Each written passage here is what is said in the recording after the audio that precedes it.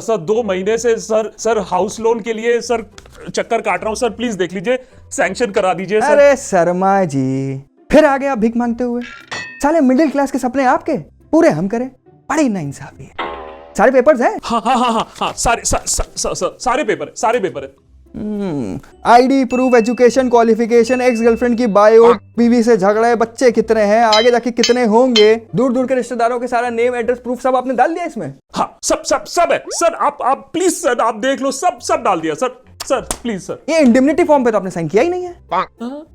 Indemnity form? अरे 50 लाख का loan ले रहे हो आप, मालूम है कितना रिस्क है हमारे लिए? कभी 7 पुश्तों ने भी आपके 50 लाख एक साथ देखे हैं?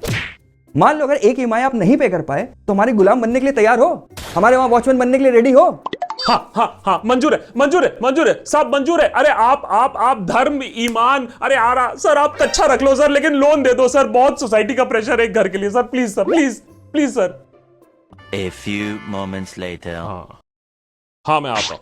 अरे सिंघानिया साहब, आप हमारे गरीब बैंक में अरे एक फोन कर दिए होते सर, हम दौड़े चले आते। आखिर हमारा काम ही है अमीरों के घर में घुस के लोन देना। बैठिए। एक्चुअली क्या है कि बगल में मैं आया था अपनी कंपनी के आईपीओ के सिलसिले में, तो मैंने कहा कि तुमसे भी मिलता जाऊं। एक्चुअली आईपीओ आ रहा है, मार्केटिंग, एक्सपेंडिचर्स, इतना सारा काम है, तो एक छोटा सा लोन चाहिए था। अरे सर, लोन जैसी छोटी मोटी बातें करके अपने टाइम वेस्ट कर रहे हो sir. Sir you are the jewel of the nation sir. ये तो हमारा सौभाग्य है कि आप हमसे लोन ले रहे हैं। बताइए कितना करवा दूं? ज्यादा नहीं, 5,000 करोड़। 5,000 करोड़? बस इतनी छोटी मोटी रकम के लिए तो सर 5,000 करोड़ रुपए तो आपके अकाउंट में हो गए। हमारी no questions asked banking policy for high valued customers sir. 5,000 crore in less than 5 minutes? I am impressed. कोई पेपर्स, कोलैटरल? अरे सर, आपकी यही अदा सर, सिंघानिया साहब ऑफ सिंघानिया इंडस्ट्रीज पेपर की बात कर रहे हैं। अरे सर, आप ही का पैसा है, जब देना हो दे देना, नहीं भी दिया then also it is okay. आखिर सर हमको भी रिस्क से इश्क है। ओह, इन दैट केस कल एक 5,000 करोड़ का एक और लोन। ना, ये नहीं होगा सर, ये नहीं होगा। 5,000 crore is too less sir. कम से कम आपको 10,000 करोड़ को लोन लेना पड़ेगा। अच्छा, अगर आप इतना इंसिस्ट करते हैं, we'll make it 10,000 crores for the next loan. Done sir. नेता टाइप आधा काम मत करो, सब्सक्राइब के साथ साथ बेल आइकॉन भी दबाओ। इस हफ्ते जब आप और मैं बैन, बॉयकॉट और आउटरीच का महायुद्ध लड़ रहे थे, तब पार्लियामेंट में एक अहम खुलासा हुआ। सरकार ने लोकसभा में हमारे न्यू एज बैंकिंग लुटेरों के बारे में कुछ आंकड़े बताए। ये लुटेरे वो नहीं है जो सुरंग खोद के बैंक के अंदर आते हैं या फिर धूम 3 की तरह मोटरसाइकिल पर भाग जाते हैं। ये लुटेरे सबके सामने आते हैं और बैंक खुद ही अपनी तिजोरी खोल के कहती है, ओपन बुफे है, जितना माल उठाना है उठा लो। हम यहां 15 लाख रुपए के लिए त्राही कर रहे हैं। यहां जो शातिर टाइप लोग हैं वो 1500 करोड़ रुपए लेकर गायब हो गए। अब ये सब गतिविधियां नई नहीं है, ये बातें नई नहीं है, ये काफी सालों से ऐसा चल रहा है। लेकिन कम से कम अब आरबीआई मान तो रही है कि ये जो लुटेरे हैं कैसे हमारे बैंक को लूट चुके हैं, और कम से कम संसद पर इस पर डिस्कशन, चर्चा, वाद विवाद तो हो रहा है। बाकी की बातें बाद में, लेकिन आरबीआई के आंकड़े पहले। आरबीआई के अनुसार अगर हमारे देश के सिर्फ top 50 wilful loan defaulters, term याद रखिएगा, विलफुल लोन डिफॉल्टर्स के अगर हम लोन अकाउंट्स को जोड़ेंगे तो ये सिर्फ 50 लोगों का जो कर्ज है करीबन 1 लाख करोड़ तक पहुंच जाता है। 92,570 crore rupees to be exact for only top 50 defaulter. हैरानी की बात यह है कि इन 50 में से कईयों को तो सरकार हाथ तक नहीं लगा सकती है, बहुत मुश्किल है। कई बाहर के देशों में जाकर वहीं बस गए हैं, सेटल हो गए, वापस आने का कोई प्लान नहीं है, और बाकी के कोर्ट में केस लड़ रहे हैं अपने मोटे मोटे लॉयर्स को पैसे देकर। अब उन्हें कभी सजा मिलेगी या नहीं मिलेगी उस पर आते हैं। लेकिन 1-2 लाख रुपए लेकर बैंक से भागने की कोशिश करो, bank recovery agents middle class और गरीब किसान की तो जान के ऊपर आ पड़ते, जान की आफत आ जाती है। मेहुल चौकसी की गीतांजलि जेम्स ने 7,800 करोड़ रुपए का चूना लगाया। हमारे बैंकों का, और विलफुल डिफॉल्टर्स के लिस्ट में आते हैं पहले पायदान पर। तालियों से स्वागत किया जाए उनका। चोकसी अब बन गए हैं एंटीगा के सिटीजन, और हमारी सरकार अभी लाल आंख दिखाने के अलावा और कुछ ज्यादा कर नहीं सकती है। हालांकि विजय माल्या, नीरव मोदी जैसे फ्रॉडस्टर्स को अब इंडिया लाने की कोशिश हो रही है, उस पर हमारी सरकार को कुछ हद तक सफलता भी मिली है। आरबीआई के इस लिस्ट में दूसरे पायदान पर आते हैं एरा इंफ्रास्ट्रक्चर, 5,800 करोड़ मात्र का चूना लगाया है। ईडी की रिपोर्ट के अनुसार एरा इंफ्रास्ट्रक्चर इंजीनियरिंग लिमिटेड या EIEL का फंडा बहुत ही सिंपल था। पैसे खींचो हर तरफ से अपनी कंपनी के नाम पे, इन्वेस्टर से पैसे खींचो, होम बायर से पैसे खींचो, 3,000 होम बायर से पैसे खींचो और पैसे की मनी लॉन्ड्रिंग कर दो। इस कंपनी के कर्ता धर्ता हेम सिंह भराना ने लोन स्कैम के अलावा 16,000 करोड़ रुपए का चूना लगाया लोगों को, यह आरोप है। तीसरे पायदान पर है REI एग्रो लिमिटेड, सिर्फ 4,800 करोड़ रुपए का स्कैम है यहां लोन का। इनके डायरेक्टर संदीप झुंझुनवाला और संजय झुंझुनवाला ईडी और सीबीआई के रडार पर काफी सालों से हैं। उनके खिलाफ कम से कम अभी कार्रवाई तो चल रही है। अब ये बचेंगे या नहीं, ये आपकी हमारी लीगल सिस्टम पर कितनी श्रद्धा है उस पर डिपेंड करता है। लेकिन इन केसेस में एक चीज बड़ा कॉमन है, इनके बहुत ही बढ़िया लॉयर्स होते हैं, महंगे लॉयर्स होते हैं। ये लॉयर्स कोर्ट में चक्की पिसिंग एंड पिसिंग कराते रहते हैं, लेकिन सजा कब आएगी ये समझ में नहीं आता। इसी लिस्ट में आरबीआई के और भी मानी गिनानी लोग हैं। Concast steel and power limited 4,500 crore का घोटाला, एबीजी शिपयार्ड लिमिटेड 3,700 करोड़ का घोटाला, Frost international limited 3,300 crore approximately का घोटाला। लेकिन ये नंबर्स मिसलीडिंग हैं, क्योंकि हमारे देश में जो बैंकिंग स्कैम है वो एक्चुअली इससे काफी बड़ा है, काफी ज्यादा है। बताता हूं कैसे, लेकिन quick thanks first to our episode partners today, Kuku FM. और क्योंकि भाई क्रिसमस का सीजन है, आप कुकू एफएम की सब्सक्रिप्शन अपने आप को या अपने किसी फैमिली मेंबर को भी गिफ्ट कर सकते हो for only 39 rupees per month. अरे भाई, नॉलेज भी तो गिफ्ट है, और 10,000 से भी ज्यादा ऑडियो टाइटल्स मिल जाती हैं आपको ओनली फॉर 39 रुपीज। कैसे? बहुत ही सिंपल है। नीचे डिस्क्रिप्शन बॉक्स पे कुकू एफएम का मैंने स्पेशल एक लिंक देके रखा है, उस लिंक को क्लिक करो, enter code SANTA60 SANTA SANTA 60 जो आपको देता है 60% off on Kuku FM's membership. लेकिन याद रखिए, ये exclusive offer is only valid for this weekend 24th and 25th of December. Late episode देखा तो घाटे में रहोगे। लेकिन क्रिसमस तो साल में एक बार आता है, लेकिन कुछ खास लोगों के लिए बैंक्स बन गए Santa 24/7 365 days a year. For example, अभी हमने बात की एबीजी शिपयार्ड लिमिटेड के, इसके जो फाउंडर हैं ऋषि अग्रवाल। हाल ही में सीबीआई ने उन्हें अरेस्ट किया। सालों से बैंकों को चूना लगा रहे थे, 22,000 करोड़ का चूना 28 बैंकों को। 2012 और 2017 के बीच में इन्होंने यह कांड किया। इनमें कई नामी गिनामी बैंक भी थे, बाय द वे। एसबीआई को चूना लगाया, आईडीबीआई को चूना लगाया, आईसीआईसीआई को चूना लगाया। आप लोन लेके दिखा दो इन बैंकों से। बैंक सेंटा कैसे बना? देखो, एबीजी शिपिंग यार्ड 2005 से लोन ले रहा था और 2013 में उसके लोन्स को एनपीए, नॉन परफॉर्मिंग एसेट घोषित कर दिया गया। माने, अरे भाई, आपने लोन का पेमेंट ही नहीं किया है तो फिर आपसे पता नहीं लोन मिलेगा या नहीं मिलेगा वापस। नाउ ध्यान दीजिएगा, इंपॉर्टेंट पॉइंट यह है कि 2013 में एबीजी शिपिंग यार्ड को एनपीए डिक्लेयर कर दिया गया था क्योंकि वो अपने लोन चुकता नहीं कर पा रहा था।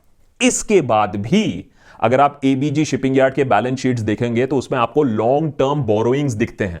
मार्च 2014 2,900 करोड़, मार्च 2015 4,356 करोड़, मार्च 2016 5,019 करोड़। लॉन्ग टर्म बोरोइंग्स भी बैंक लोन में ही आती हैं।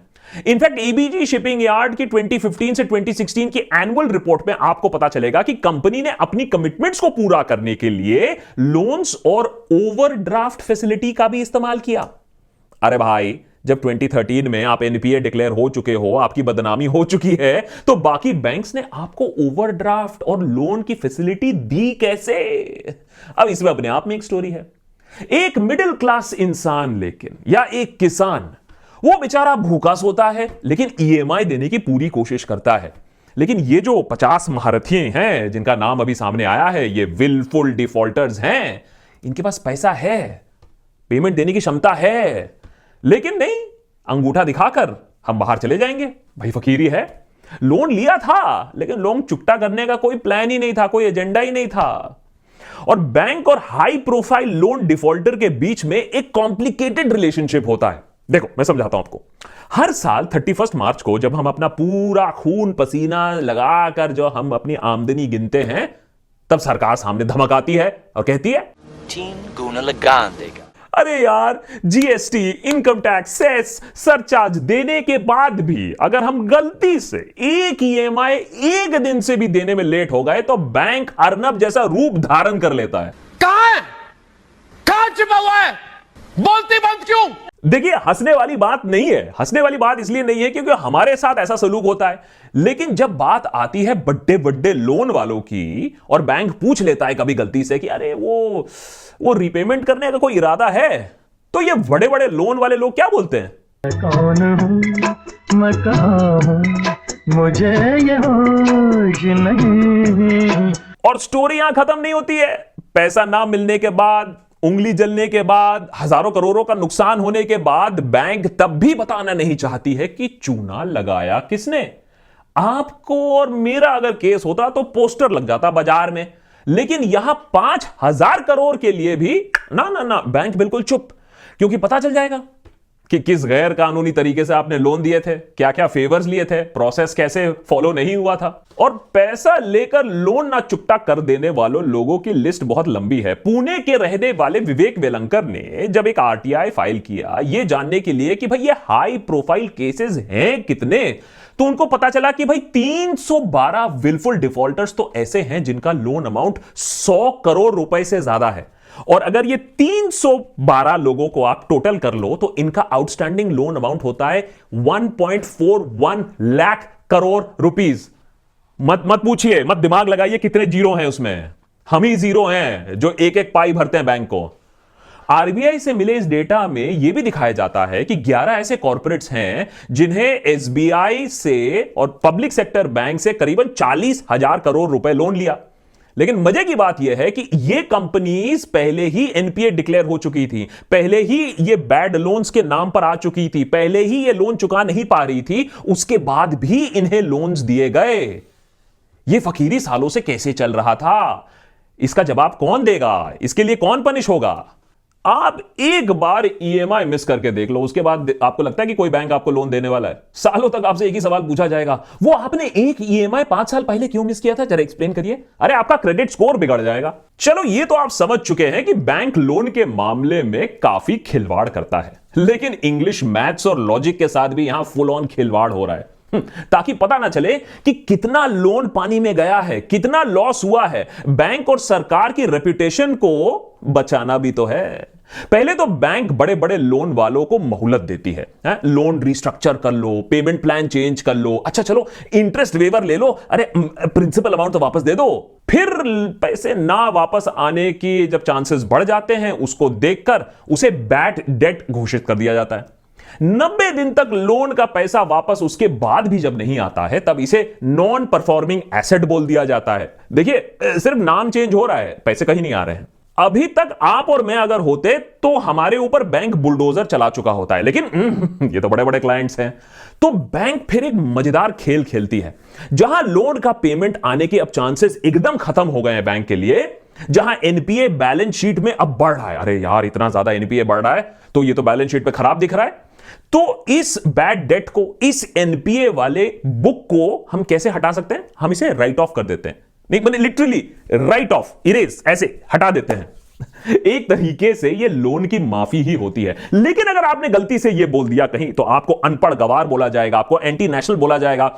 निर्मला जी तो बहुत गुस्सा हो जाएंगी आपसे, क्योंकि उनका मानना है, फाइनेंस डिपार्टमेंट का मानना है कि बैड डेट खत्म नहीं होता है, राइट ऑफ से कुछ चेंज नहीं होता है, सारा पैसा रिकवर करने की पूरी कोशिश होती है। अब बैंक्स और सरकार का तो कहना है कि लोन राइट ऑफ वेवर नहीं है, और बार बार वो ये बात वेवर और एवर करते हैं।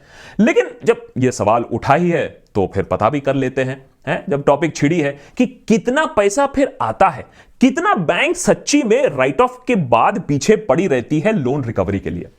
एक आरटीआई रिपोर्ट के हिसाब से एसबीआई ने पिछले 9 सालों में करीबन 1.5 lakh crore rupees right of किया है। माने ये इतने बड़े बड़े अमाउंट है, और वापस आया है सिर्फ 20,000 करोड़ रुपए, मतलब टोटल राइट ऑफ का करीबन 15% ही वापस आया है। और अगर आप आंकड़े टटोल के देख लोगे तो इससे ज्यादा कहीं रिकवरी होती नहीं है। तो किताबों में जो भी लिखा हो, सरकार जो भी आपसे कहती हो, राइट ऑफ का पैसा उतना ही वापस आता है जितना आपके कॉलेज के दोस्त ने अगर आपसे कभी 10 साल पहले पैसे लिए होते हैं और वो उधारी वापस चुकता करने आता। और इस सब के बाद बैंक्स और कोर्ट्स लगी पड़ी रहती हैं अमीरजादों को बचाने के लिए, प्रिवेसी का डंका बजा के कि हम उनका नाम देश के सामने नहीं रख सकते हैं क्योंकि उससे उनकी प्रिवेसी चली जाएगी। ये आप और हमारे लिए नहीं है। आप और हमारे लिए तो भाई ऐसा होता है कि अखबारों में फोटो छप जाती है नाम के साथ, एड्रेस के साथ। हमारी प्रिवेसी क्या है, हम छोटे लोग हैं। विलफुल लोन डिफॉल्ट का अमाउंट 2012 की तुलना में आज 2022 में 10 गुना तक बढ़ गया है। आज विलफुल डिफॉल्टर मतलब ऐसे लोग जो लोन वापस कर सकते हैं लेकिन वापस नहीं करते हैं, उनका total default amount is 2.4 trillion rupees, मतलब 2022 के हेल्थ बजट के करीबन 2.7 टाइम्स। तो आप बोलोगे कि देशभक्त, अरे यार ये बड़े बड़े लोग हैं, बड़े बड़े लोगों के फ्रॉड हैं, इसमें हमारा क्या लेना देना है, हम तो ऐसे में भी पिसते हैं। लेने का तो पता नहीं, देना जरूर होता है, क्योंकि ये जो डिफॉल्ट्स होते हैं उनको बैंक्स रिकवर भी तो करते हैं। एक तो इस सब कांड से बैंक की वैल्यू और बैंक की स्टॉक वैल्यू पर डायरेक्ट इंपैक्ट पड़ता है क्योंकि उसकी स्टॉक वैल्यू कभी उठ ही नहीं पाती क्योंकि प्रॉफिट्स हिट होती हैं। दूसरा, लोन के रेट्स बढ़ते हैं, इंटरेस्ट रेट्स कम होते हैं, आपके सर्विसेज पर चार्जेस लगती हैं, चेकबुक पर चार्ज, एटीएम पर चार्ज, मैसेज अलर्ट पर चार्ज, अब तो बैंक बैलेंस देखने के लिए भी चार्ज लग जाएगा। मतलब ये जो डिफॉल्टर्स हमारा, जी हां, हमारा पैसा लेकर भागते हैं, वो पैसे हम ही भरते हैं। बैंक अपना पैसा किसी ना किसी तरीके से तो खींचेगी। तो किससे खींचती है? आप और मुझसे। तो हो सकता है कि अगर जनता सवाल उठाए तो पता चले कि भाई कौन जिम्मेदार है इन बड़ी बड़ी मुफ्त टाइप लोन देने में, कौन जिम्मेदार है इन लोन जीवियों के फरार होने से इस देश से। फिर यह आशा की जा सकती है कि जो मिडिल क्लास सिटीजन है, जो टैक्स भरता है, जो नियम कानून फॉलो करता है, उसे बैंक्स लोन देते समय थोड़ी इज्जत से ट्रीट करेगा, ना कि ऐसे ट्रीट करे कि भैया देखिए जीवन का सबसे बड़ा उपकार तो हम ही कर रहे हैं आपको लोन देकर। नेता टाइप आधा काम मत करो, सब्सक्राइब के साथ साथ बेल आइकॉन भी दबाओ। कैसा लगा हमारा ये एपिसोड? अगर अच्छा लगा तो जरूर शेयर करिएगा विद फ्रेंड्स एंड फैमिली। और हां, एक चीज और शेयर कर सकते हैं, इस क्रिसमस सीजन आप अपने आप को या अपने फैमिली मेंबर्स को कुकू एफएम का मेंबरशिप गिफ्ट कर सकते हैं। यूज कूपन कोड SANTA60, इससे आपको मिलता है 60% discount on Kuku FM's monthly subscription, जो बन जाता है only 39 rupees per month. Download link नीचे है, बट हरी, ये offer is only valid till 25th of December। उसके बाद अगर आप यूज कर रहे हो तो आप कोड DB50 यूज कर सकते हो for 50% discount on your yearly subscription. Thanks for watching.